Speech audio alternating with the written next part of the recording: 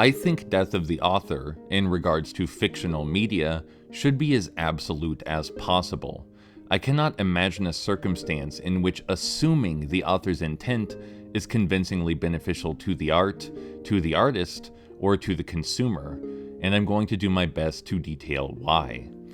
Firstly, it's well understood, or at least I hope so, that ideas should be considered fairly regardless of who speaks them. Sometimes really nasty people have really good ideas, and sometimes really good people have really nasty ideas. Listening to arguments and ideas on their own merits is, for that reason, the key to fairness, rationality, and honesty. It follows then, to me, that we should take the same approach with fictional art. Fictional art is a collection of ideas that is largely self-communicated. Whether the artist portrayed the ideas correctly, even agrees with them, or has any personal stake in the matter should be irrelevant.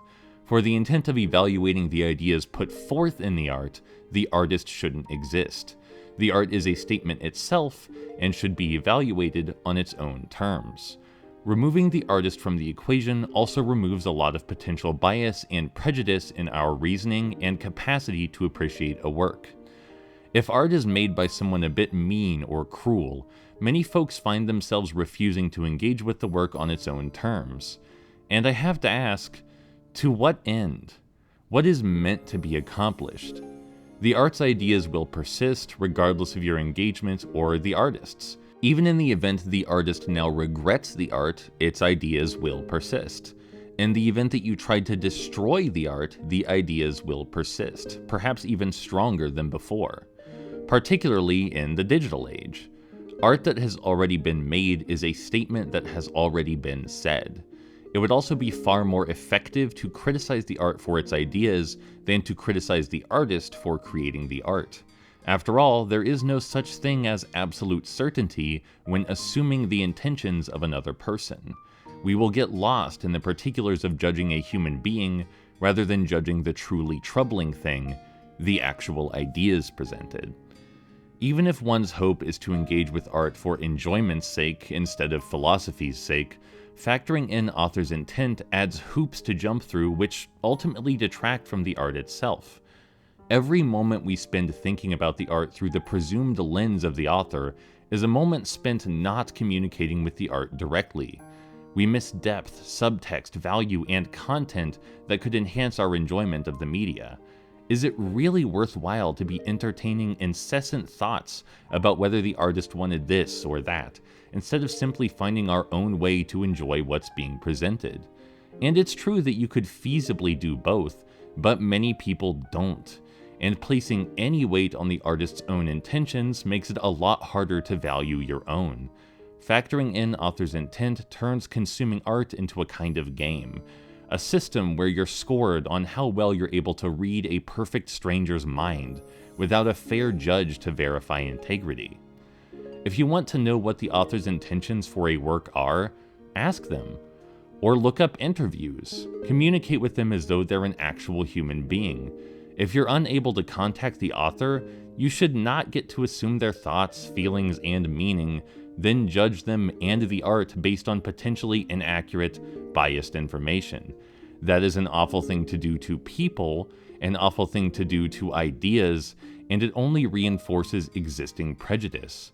After you've, presumably, collected the author's intention from the appropriate source, you now have a complete, separate, and more direct statement than what the art itself proposes. If you really care about what the artist's opinions and meanings are, then this method should be far superior than reading them inside a complex work of easily misinterpreted fantasy. And I'm sure some folks are asking or thinking, what about the stuff that's lost if we don't assume an author's intentions? If you ask me, we lose nothing, and I'd like to provide my own content as an example. I analyze video games and films on this channel. Sometimes the author finds my videos. The overwhelming majority of the time, they're glad for this. They find my analysis meaningful and are grateful someone has put time, effort, and thought into parsing the ideas of their art. I've even been thanked for understanding their intentions so well a few times. Why might that be? Well, The thing is, regardless of whether you consider an author's intention, there's a reasonably good chance you'll find it anyway. Honestly, perhaps an even greater chance than if you were actively looking for it. If art is a statement, removing that statement from assumptions of intention and giving it the benefit of the doubt in all of its intricacies brings out meaning that is otherwise potentially glossed over or ignored if we judge it as though it's the product of particular human beings. We have to carry with us a whole slew of assumptions about gender, ethnicity, affluence, personality, and nationality if we want to consider art from an author's perspective. But if we ignore that in favor of looking at the art on its own terms, we see what is actually being said, instead of what we want to see based on our demographical bias. The artist is losing nothing if we remove their potential intention from the work, because there's a great chance we'll find their intention just by examining the art itself. And even if we don't, I'm willing to bet the disappointment the artist feels, on average, will be no worse than if we were actively searching for their intention. And now you may be thinking, well, what about the stuff I lose if I don't assume or look for the author's intention? And honestly, I think the only real thing you lose is the unjustified judging of another human being to unfair standards, based in unreasonable metrics. I will repeat, I believe the only reason to give weight to the intentions of an artist is if we wish to pass unfair judgments on the artist. Granted, judging does not have to be negative, but judging from a wholly positive perspective isn't fair either. And honestly, do you think anyone is that positive in their outlook on the intentions of others? You know how hard it is already to communicate perfectly with spoken word? Then you add an extra barrier, like the internet, and people now communicate with text instead. Exponentially more difficult. Now, let's say the barrier you add is an entire world full of fake people doing fake things for fake reasons in pursuit of fake goals. Actively trying to wring a real person's intentions and thoughts out of something like that is absolute nonsense. To summarize, if we use an artist's intentions to judge a work, we are no longer judging the art's statement solely on its own terms. Thus, we are not doing it intellectual justice as its own idea.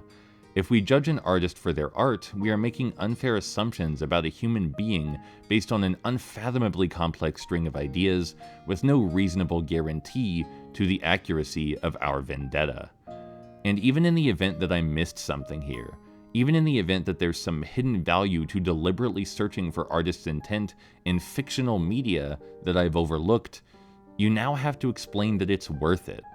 Reading artists' intent has to be worth making unfair, presumptuous judgments about other human beings, has to be worth degrading the value of the idea's own merits, and has to be worth the additional time spent trying to puzzle out an entire person's creative complexities, all to an end which is ill-served by the process.